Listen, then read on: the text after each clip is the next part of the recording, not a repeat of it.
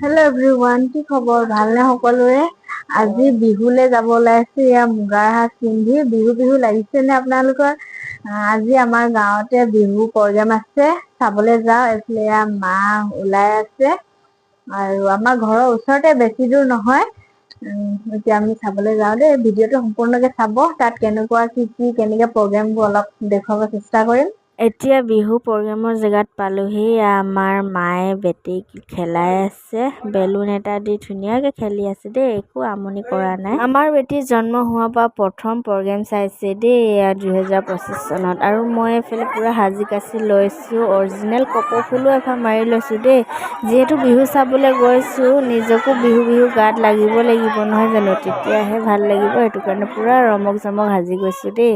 এইফালে আমাৰ বৌৱে পকৰি খাই আছে, যিহেতু পকৰি খোৱাই মজা নহয় জানো। প্ৰগ্ৰেম কিবা চালে, বিহু প্ৰগ্ৰেম চাই এয়া পকৰি খাই আছে, লগতে ময়ো খাই আছো বাৰু। এতিয়া অৰুণাচলৰ প্ৰগ্ৰেম আপোনালোকেও অলপ চাওক দেই, তাৰ পাছত সামৰণি মাৰিম আৰু আজিৰ দিনটোলে।